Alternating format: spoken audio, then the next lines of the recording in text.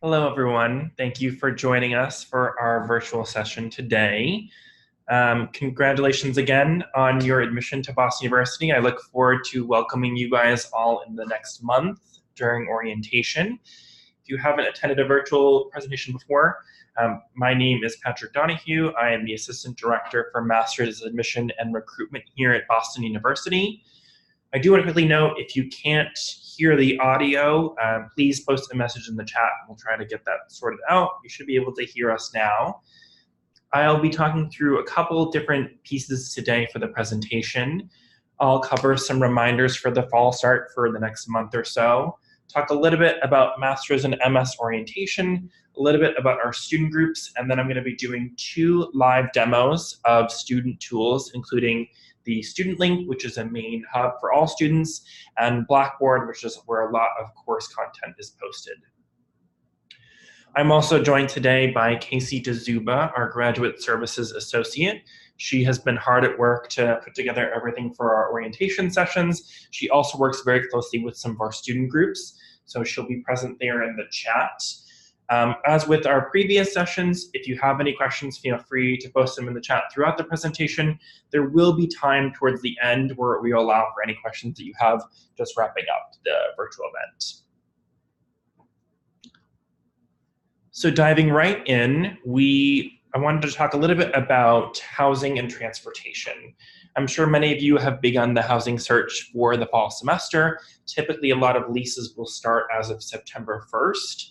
If you're still looking for housing options, I would definitely recommend looking at our off-campus housing website as well as our BU Rental Services website. Both of those links are included here on this slide, and I do want to add that I'll be sending out the slides after the presentation, so you'll have access to those links to be able to click around. For the off-campus housing website, that's a place where you can create your own profile for your housing options. You can find roommates, not just from BU, but from other schools around the Boston area. There are also current students who have apartments who might be looking for a roommate or two. That's a place where you can reach out to them to connect, to potentially join their apartment and sign leases with them. I also would recommend contacting your incoming department to see if maybe they can connect you with some other students. Some of them have ongoing Facebook pages or peer students who have been in the program before who can help you navigate through that process, so they're a really great resource. In terms of transportation, Boston's a really walkable city. I live in a nearby neighborhood of Brookline, and I walk to work most days. Most parts of the city are pretty walkable. We do also have what's called the BU Shuttle or the bus, which is a free transportation service on campus, so you don't have to pay for that. If you live in Allston or Brighton or one of the other areas of the city, you might find access to the T or our subway system fairly useful. You can sign up for discounted transportation passes for the T through the Student Link. And later on in the presentation, as I walk you through the different parts of the Student Link, I'll actually show you how to sign up for those passes if you're interested. The deadline to register is August 10th, so you can sign up for those beforehand. You would need to sign up for it within the next 2 weeks. And as I was saying, I'll show you how that process works.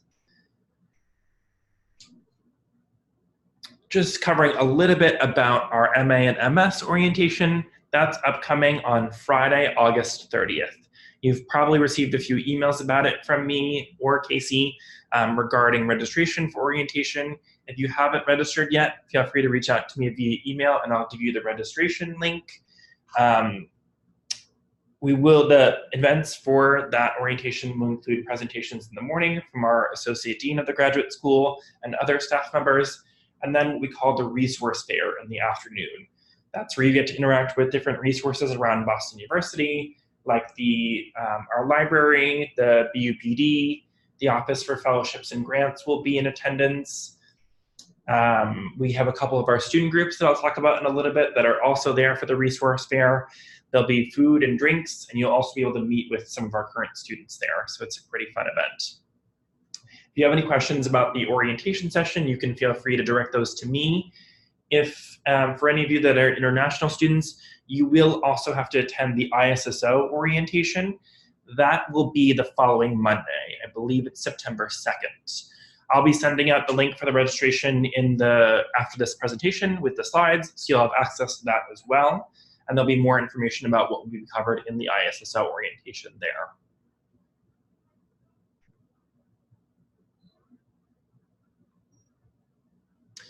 So just to cover a little bit about student groups, we have two main student groups through the Graduate School of Arts and Sciences, one of which is our graduate student organization. When you enroll as a GRS student, you're automatically included in the registration for that group. They have monthly meetings that you can attend once you actually here for the fall semester. I've actually included their link to their website here in the slides. You can sign up for their email list as well, and they'll send out reminders for meetings. They'll send out updates about any upcoming events that they're having. And they have a lot of really great events. They have some networking events, career resources, and then they also have some social events that they'll hold on campus in places like the BU Pub or other central resources just to meet up with current graduate students. That group does include both PhD and master's students, and all graduate students within GRS are open to sign up for the GSO. We also have the Graduate Women in Science and Engineering group, or GWISE, which is open to both women and men. They provide helpful connections for individuals in the STEM fields, and similar to the other group, they're available for all graduate students. They coordinate a number of events throughout the year.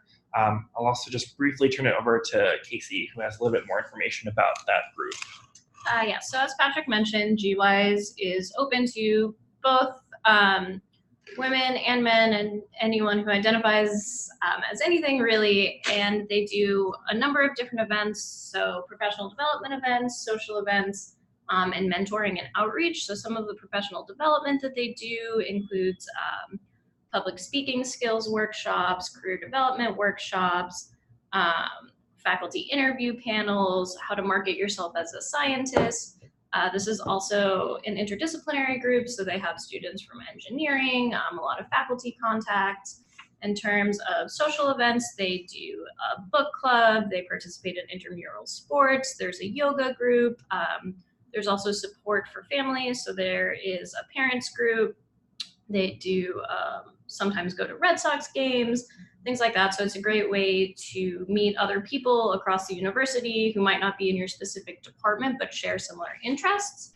And in terms of mentoring and outreach, they do a WISE mentorship program where they mentor undergraduate students in the sciences. They participate in elementary school science nights. WISE Guys is a group specifically for men who are interested in furthering the cause of women in science and engineering and sort of looking at that gender disparity. So there's a lot of great stuff going on there, a lot of good things to put on your resume as well. And that goes for the GSO too. A lot of their professional development events and social events are a great way to sort of round out your experience here at BU. Great. Thanks, Casey. And both GWISE and GSO will be present at the resource fair upcoming at the orientation. So you'll be able to meet with a few of their representatives there. If these groups sound like something you're interested in pursuing, you can sign up for both their email lists through the slide here, but you'll also be able to meet them in person, which is really helpful. We're going to dive into the first demo in a second, but I want to pause briefly to see if you have any questions about our previous slides, anything about housing, or the student groups.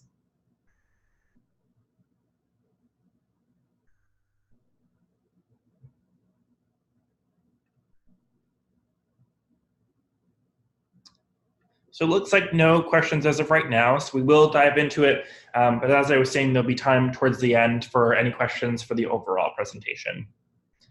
So the link here is for the student link. You'll have access to it through the slides, but it's bu.edu/student link.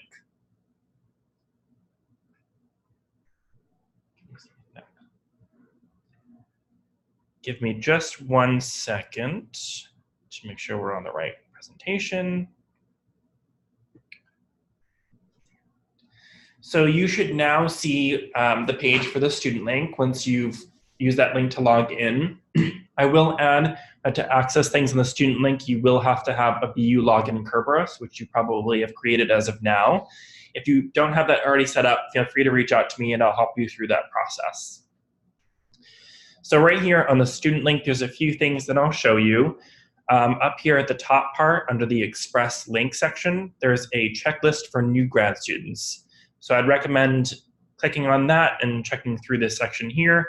There's a couple different pieces that they go over, things that you might want to prepare before you've enrolled as a student, things like your compliance status, updating your personal information, checking on your status of your forms. You will also need to complete a sexual assault prevention training, which will be offered, I think, available in the next few weeks. It's not ready quite yet. There's a little bit on financing, and then just some other tips and tricks for arriving on campus and making sure that your view email is set up. So feel free to click through this on your own time as well. And then if you go back to this little eye here, that will navigate you back to the main page for the student link. So I'll walk through each of the tabs and some useful functions that you might find there as a student. The first tab here is our academics tab. And within there, one of the things that you might find useful is the university class schedule, which is this first clickable link here. This shows you all of the different courses depending on a certain semester. So let's say that you are interested in looking at a course for fall 2019 in the biology department. So under school, we are the GRS, so that's our 3-letter code. In this case, biology is BI. So if you click go, you're not interested in any specifics, just biology. That will show you all of the GRS courses for the biology department upcoming for fall. It'll tell you if they're a lecture or a lab, and some might have multiple components. It tells you what day of the week the class is offered, and then when the class starts and stops, so the specific time period. So if you're looking at potentially building your class schedule for the fall, maybe you've spoken to your department and they told you what specific courses you have to enroll in. This is really helpful for you to take a look and see what times are available so you can start to get a sense for what your schedule might look like. So going back to the academics tab, we also have the university course description search.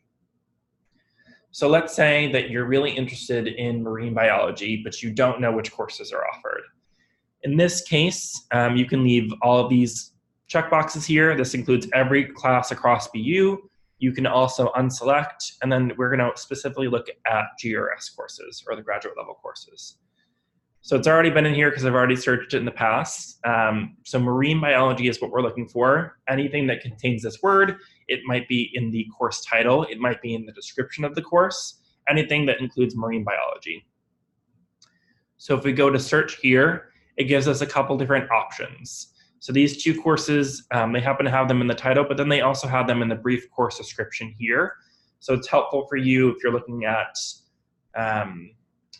or let's try development economics, or just development. There's a couple courses here. Some might have to do with psychology, some might have to do with economics. So if you're looking for a specific course area, that might be really helpful. And each of these course descriptions will give you a brief analysis, and then they'll also tell you how many credits there are. Typically, a course would be 4 credits. That's the average amount of course that you'll see. Some might be 2 or 1, but typically students would be enrolling in a 4-credit course. So going back now to the student link, we'll also go over academic summary. So just as a preface, since this is logged into my account, it has all my previous information. So I won't go too much into depth here just because it is my previous coursework, as I was a BU student previously. So these are all the course semesters that I previously enrolled in. And if I was to click on one of these, it would show me the courses that I enrolled in, the grades that I received, and any other pieces of information in terms of like my student status, was I part-time or full-time. You all should have an active file for fall 2019. So that should be your only semester. If you were a previous BU student, you'll have semesters there, but if you're a new student, it should be just the fall 2019 semester. So going back to academics, if we look at diploma and graduation information, if you've submitted final transcripts to our office, this is where they'll be logged. So I did graduate from BU, got my undergrad and master's here. So both of those are logged here in the previous degree section. If you attended another institution, that information will be listed here. And if it's not listed, but you know you've submitted it, it might be in the process of being reviewed with our admissions team. You can always email them at grs@bu.edu if you want to check on the confirmation of your final transcripts. The other piece that I wanted to show you here, and it will vary a little bit by your program, so I'm not going to go too much into depth, is the registration function. So typically this is where you would go to register for classes. I don't have access to it at the moment because I'm not a current student, but it shows the semesters that they are active. And for fall 2019, again, I don't have active records, so it doesn't show anything there. But you would need an academic advising code to unlock that section, and then you could register from your courses. The way that that works is that you'll have a meeting with your department, either through a departmental orientation or a scheduled meeting with your advisor. You'll go over the courses you'll need to take. They'll provide you with the academic advising code, and then they'll help you through the registration process. So like I was saying, it'll vary a little bit by department. Some of your departments may have already registered you for courses.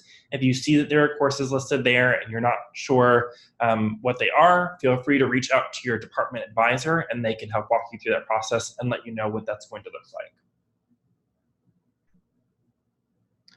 Going forward, though, students need an academic advising code for each semester. So you would need to unlock it each time before you register for those courses. And then the very last thing that I'm going to cover here is this academic calendar. I'm actually going to open it into another tab. This is off of the registrar's page. It shows you all the dates for the semester, when classes start, when holidays are happening. So right here under fall 2019, we can see that classes begin on September 3rd. There are a couple of different holidays that we have throughout the fall semester, and the final date for final exams is December 20th. So if you're planning on booking some flights or planning out your holidays for the semester, you can take a look at this and that will give you the information that you need to know to start that planning now. I will add that there's a couple different functions within here.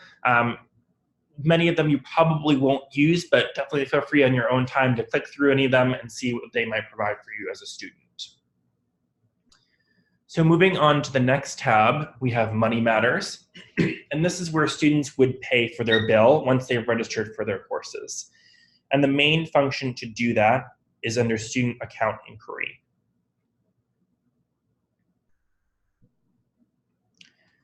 So once you've registered, you can click on there and your bill will appear. You can actually expand this section here. So this says the date that your current bill is due, but if you expand that, for each of the previous semesters that I've enrolled, it'll show me my bill and how much is settled. It's all zero because I paid it for my past degrees, but if you've registered and you haven't paid, it'll tell you about any pending items here. You can make a payment to your account if you're paying via credit card, via the make a payment function here. If you're looking to enroll in a payment plan and spread out some of those payments just to make it a little bit easier, you can also enroll in a payment plan here. If you are planning on having a parent or guardian log in to take a look at your system or make payments, you can actually do that through ShareLink access. So under the share link, you can create a profile for that family member. I'll just briefly click here because it is my personal information.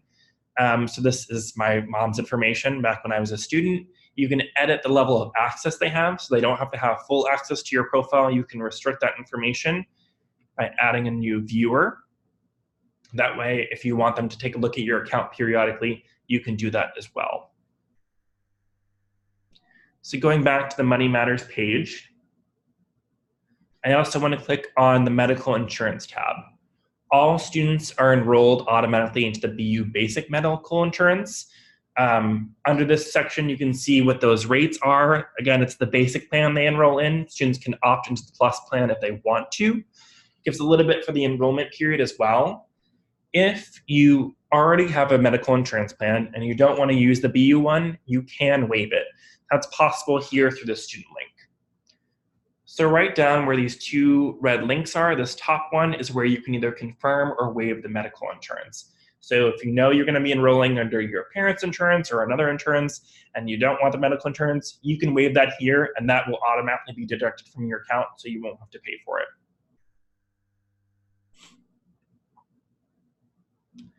I also want to go over the sports pass. The sports pass allows students to attend both the BU hockey and basketball games. All students are automatically enrolled in it, similar to the medical insurance. So that's a charge that will appear in your account once you've registered as a full-time student. If you do not want the sports pass, if you know you won't be attending games, you can waive it. It doesn't show here because I'm not a student, but once you click into it, there is an option to waive the sports pass. And I would recommend doing that as soon as possible, as there is a deadline to do that before you have to go in person to the Agganis Arena over on the western portion of campus. Then the very last thing I'm just going to point out is loan deferment notifications. This is really more so for our domestic students.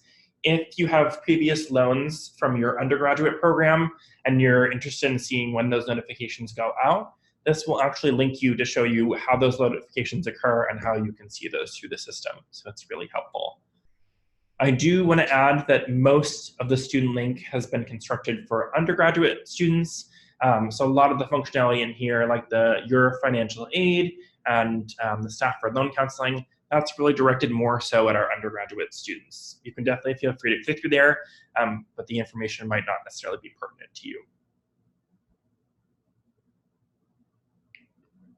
Under the personal tab, if you want to take a look at your personal profile, that includes information about your email address, mailing address, first and last name.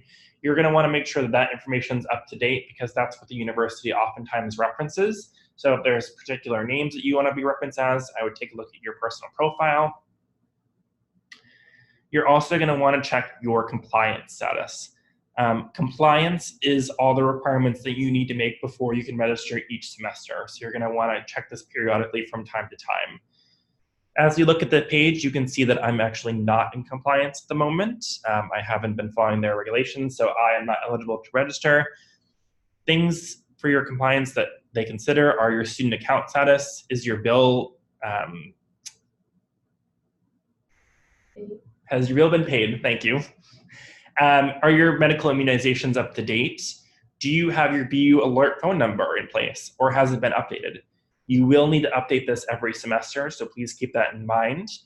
Is your local address updated? And again, that's another piece that you'll have to update regularly.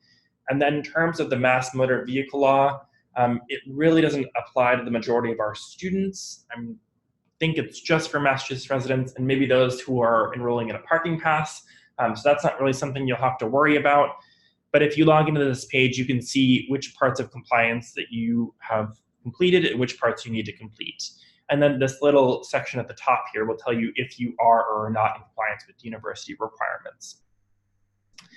It'll also send you updates reminding you to check in about your compliance. If you need to update your address or your phone.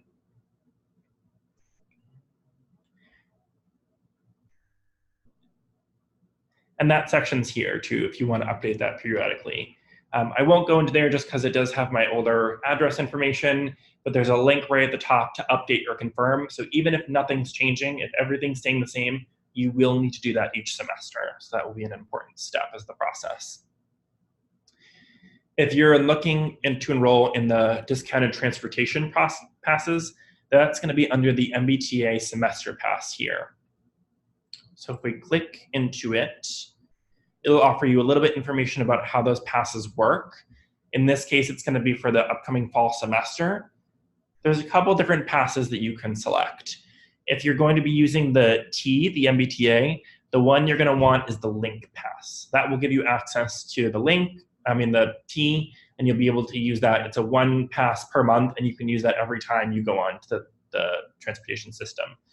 The ones that are listed as zones are specifically for the commuter rail, which most students typically wouldn't use.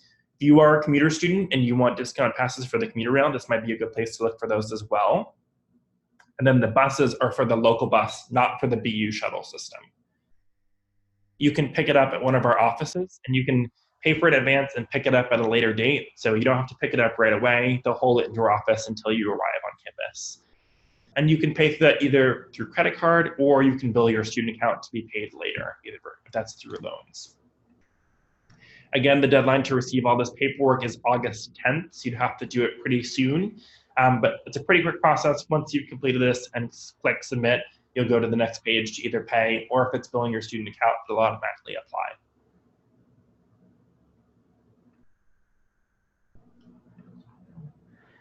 For any of our international students that are here with us for the event, you'll want to take a look at international verification. That's a step that you'll need to complete when you arrive on campus. You'll check in with a member of our office.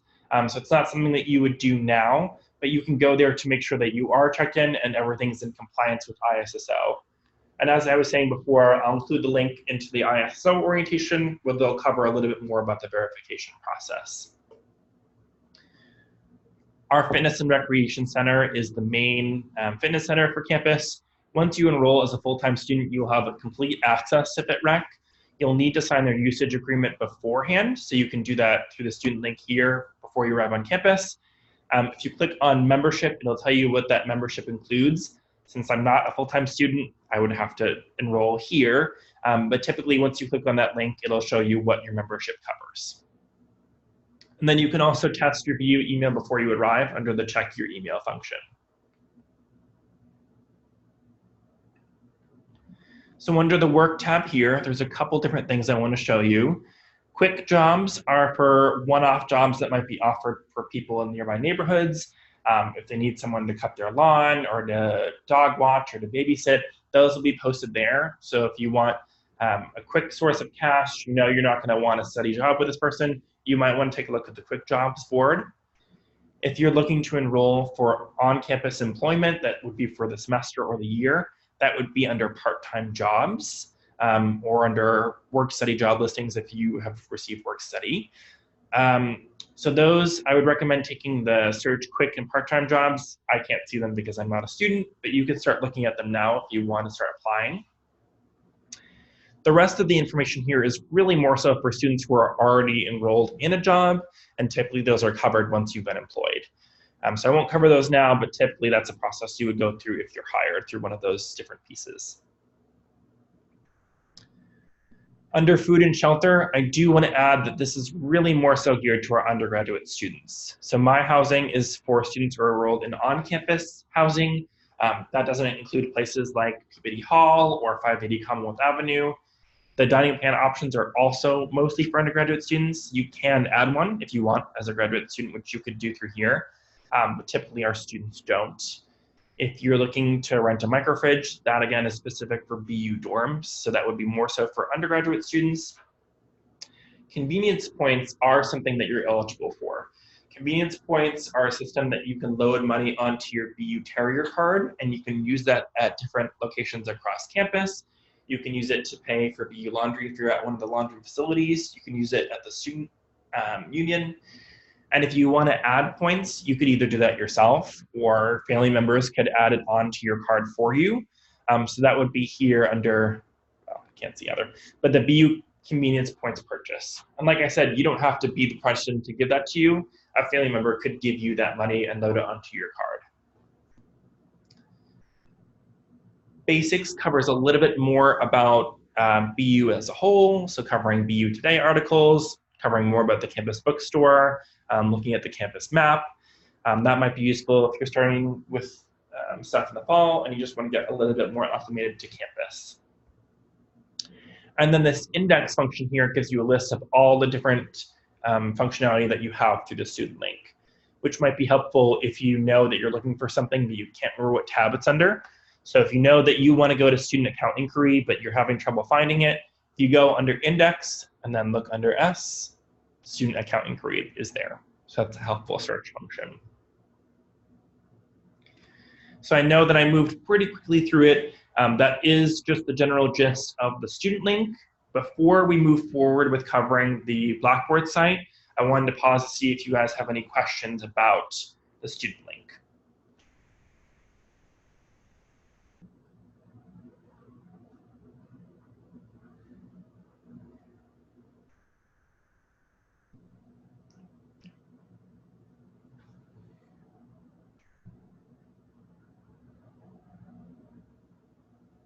Okay, great. So it looks like we don't have any questions as of now, but if you think of anything later, feel free to let us know. So the next tool that I will show you is our Blackboard. So to access that, I'll go back to the link. It's learn.bu.edu. And that's also included in the presentation, which you'll have access to. You actually don't have credentials to log into Blackboard at the moment, so you won't be able to see the screen. That's something that will be upcoming in the next few weeks. So once you have access, we'll let you know, and then you can log in with your BU login in Kerberos. Essentially, what Blackboard is used for is if your professors want to post course content, if they want to post assignments, they can do that through Blackboard. They would set up individual courses through you under the My Course section. And then once the professors have created the course, it'll automatically appear here for you. So you won't have to do anything to get that set up. I'll walk you through a little bit of this homepage here. If your professor posts an announcement, let's say that they decide they want to shift your exam schedule, or if they want to cover different class content, they might post in the My Announcement page here. So you can see it as soon as you log in. Any announcements that go through there would automatically be sent to your email as well. So you'll be posted both email and here on the website. This section here underneath my courses called My Tasks are not tasks that your professor sent for you. They're areas where you can list tasks for yourself. So if you know that you want reminders for upcoming projects or deadlines, you can create your tasks, and I'll show you that in a second, and that would post here when you log into Blackboard. So over here in the Tools section are announcements from your professor. Your calendar might include any notifications from faculty, but typically more so, it's a calendar that you can adjust yourself. That way you have a sense for when your deadlines are. And then under tasks, you could create a task for yourself, a particular due date, and then you can add that to your queue so that when you log in, you'll see those tasks. And as you complete them, you can sort of mark them off your list. Professors might also list grades here if they happen to have you submit assignments. This is logged into my personal account, so I won't show you just because my grades are all there. But when you are logged in as a student, you can see that under the My Grades portion. If you want to send an email to your faculty member, you can do that through here. You can check out their information through the user directory, update your personal information. Goals, I think, are pretty similar along the line of tasks, where you could set goals. This might actually be more so for faculty. Personally, I've never seen them ever use goals, so I don't think it's something you would come across. Definitely not something you would need to check. And then application or authorization isn't something that you'd also have to worry about. So that's another piece you typically wouldn't use. So under the My Courses section, you would have access to the GRS Master's Orientation Supplement. These are things that we include for you to look at before orientation that might be really helpful resources. So just clicking into there, this is how a course would typically be built out. So this is how the format would go. You have a welcome page here, which you guys can look at on your own time once you have access. And then there's different tabs. So this is the welcome tab. There's a section for orientation materials. That includes information about registration, some basics about financial aid, our policies and codes of conduct, information about Title IX and sexual misconduct, which you'll also receive at a presentation during orientation. And then this is actually our past orientation slides, which you can look at before you start orientation. Once you click into here, so example for registration, there's smaller pages, so you can move on to the next page, and then click through and read that information before you've arrived. I will add that sometimes professors will add different articles you might have to read, so they might exist with different folders. You could download that content, you could print it beforehand. This might be built out a little bit differently, varying on how the professors want it to be structured. So this left side will not always necessarily look the same. You will be able to click through things, but they might be different options. FAQs are also really helpful. A lot of actually what we covered today, you can see through here and access the different links, such as waiving the student health insurance plan, looking at fees, waiving the sports pass, and then accessing the student MBTA master pass. We also have contact pages for the Graduate School of Arts and Sciences. So if you want to reach out to the different areas of our office, you can do so through accessing the contact page here. And it'll tell you a little bit more about what the different areas of our office do. So going back to my Blackboard Learn courses, one of the little tricks that I picked up from as a student is being able to edit this My Course section. So whenever you've completed the semester, all your previous Blackboard courses will remain there throughout time until you adjust it. So if you go to this little gear sign here, so even as an undergraduate student, these are all the courses that I had Blackboard content for, and you can see them all listed here, but they don't all appear on my home screen. They will appear unless you deselect them. So currently, we have 3 different options here, which are the orientation supplements that we saw on that first page. If I didn't want them listed there, if I wanted to clear that out, I would deselect them, and then they wouldn't appear on my initial home page, which is kind of helpful if you want to keep that main page clean. And then if you hit submit, it'll make the necessary adjustments. I will add that not every faculty member necessarily uses Blackboard. So if you start your fall semester and you don't see anything here, that might be fine. Your professors might just prefer to offer stuff in class. They might not necessarily utilize Blackboard. So it might be something, depending on your semester, that you would spend a lot of time in here, or you might spend no time in here, depending on what your professors prefer to do. We also have a tab here for student services, just linking you with the Educational Resource Center, and then there's also some fun tweets from Dean Elmore. So that really covers the majority of Blackboard. It's a little tricky to show you guys just because you don't have your specific course content here, but once your professors start posting, I would definitely encourage you to poke around and see how those different courses are built out and how you'll need to use Blackboard. I will switch back over to our presentation. And now that we've covered our live demos, I just want to open it up to any questions that you have based on what you've seen between the student link and Blackboard, or any questions that you have about the upcoming fall semester in the next month or so that you're getting ready.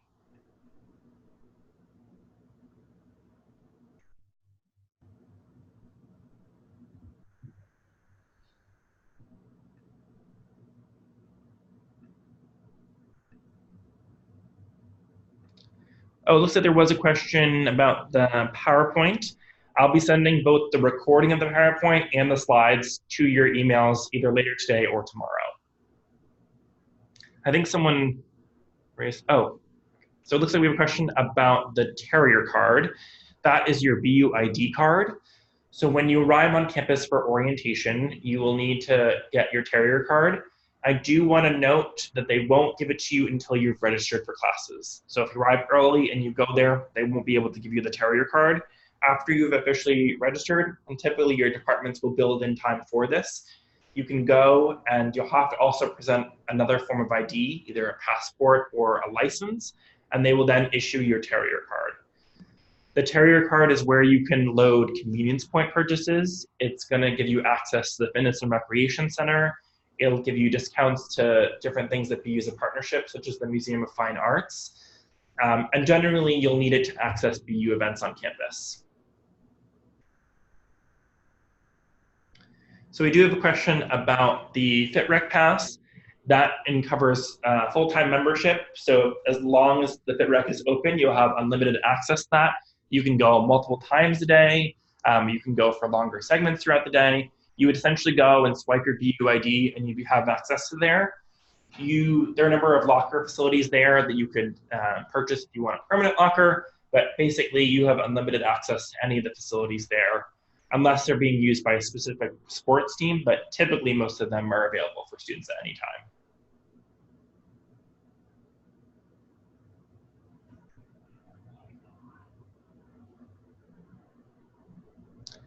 I do want to add as well that FitRec offers a number of classes you can enroll in. Those are a little bit different from your FitRec access. So the courses would work the same as your regular courses, where if you enrolled in them, you would have to pay extra money to attend those gym courses. So do keep that in mind that that's not part of your full membership, but that is something that you could do through FitRec. And it looks like there's a question about the FitRec card. The FitRec card is the same, so that your Terrier card would act as your access to FitRec and your access to everything on campus.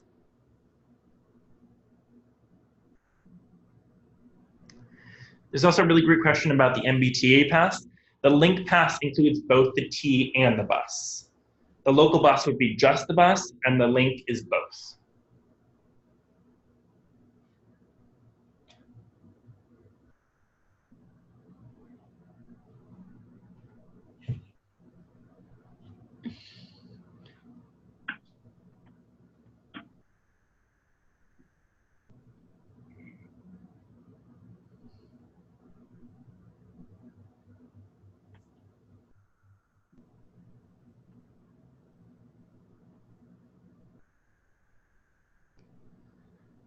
So we have a question about medical immunization forms, which most of you are probably in the process of working out at the moment. That's a requirement to complete with our Student Health Services office. You have to complete it by the start of semester. So you still have time until September 3rd to submit all that documentation. You'll need to create an online portal through the Student Health Services website, and you'll need to upload any immunization forms that you have showing that you've received those immunizations. Prior to the start of classes. If you, wherever you are, either you're part of the country or region, does not offer the immunizations that we require, you can receive them on campus. So you can make an appointment with Student Health Services when you arrive and receive those immunizations to meet the requirement.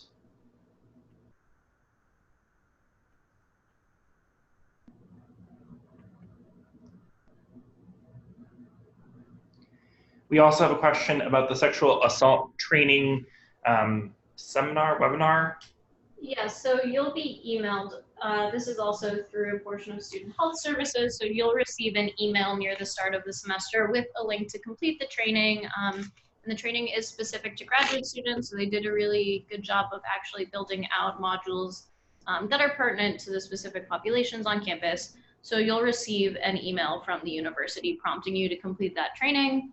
You'll also receive reminders as the deadlines approach throughout the fall semester. So you'll be hearing more on that soon.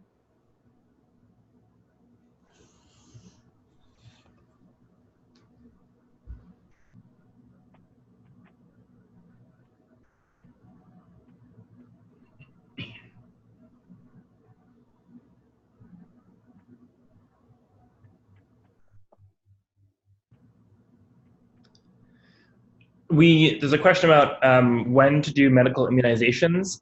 I would say it's better to complete it before September just to make sure that everything's set in place. You can do it when you arrive for sure, but I would probably recommend just completing it beforehand, if possible.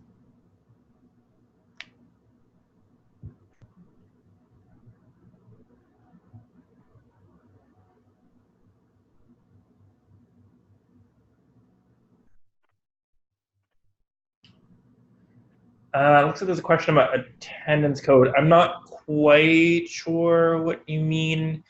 Feel free to email me as well after the event, and we can follow up further on that.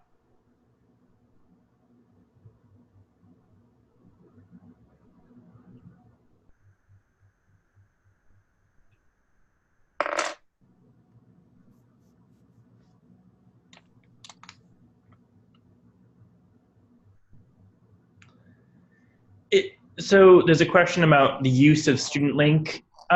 It might vary a little bit. So I think Student Link is usually when you would start each semester by making sure that you're registered. You can also check once grades are posted. So I think people would typically use it at the beginning and ends of semesters as they're getting ready. They might not use it quite so much in between semesters. Blackboard is probably something that you'll be using pretty frequently throughout your program.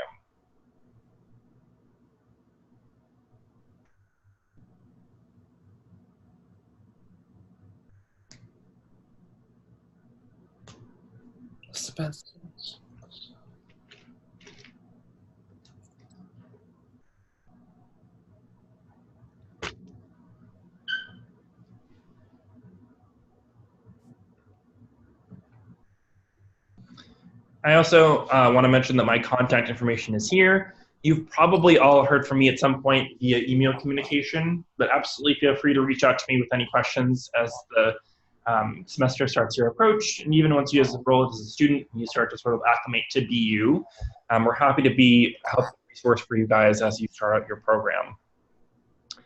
I'm going to give just 30 to 45 more seconds for any lingering questions, and then we'll end the event. And like I said, I'll send the slides after, but definitely feel free to reach out if you have any further questions.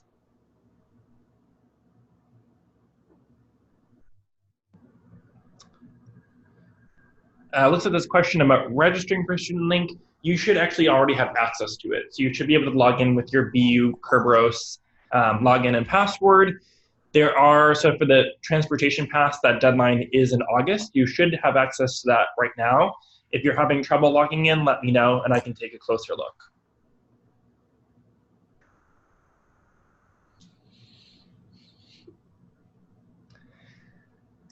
So there's a question about using Student Link to pay for tuition. That is where you'll pay for your tuition bill. The tuition charges won't actually appear until you're registered for courses. So right now, for most of you, it's probably showing up as blank. The deadline for new students to submit your payments is September 17th. So you'll have a few weeks up until the semester to submit payment for tuition. You do have a university ID number. It should have been sent to you in your admission email. You won't have your carrier card yet, but your ID number should exist. Looks like there's a question too about the different transportation passes. The transportation website can probably go into a little bit more depth about it. The local bus covers just the bus transportation. It doesn't include access to the MBTA, the T system. The Link Pass covers both the T and the bus. So those are probably the two most popular options you'll see. For students who are commuting into the city that are using the commuter rail, they might enroll in one of the zone passes. But I would say the two most common ones are the Link Pass and the local bus pass.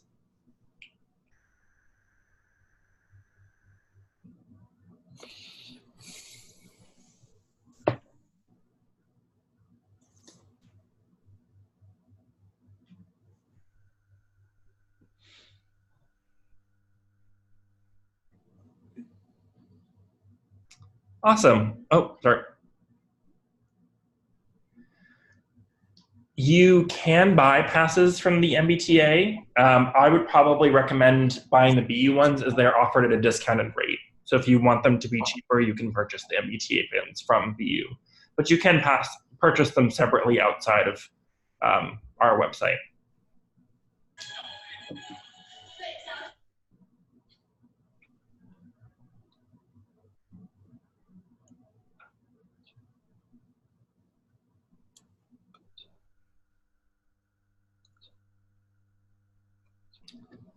Great. Well, thank you so much for being a very attentive audience, you guys. If you have any questions, definitely feel free to reach out in the upcoming month or so. But have a great rest of your day, and you'll be receiving these slides soon.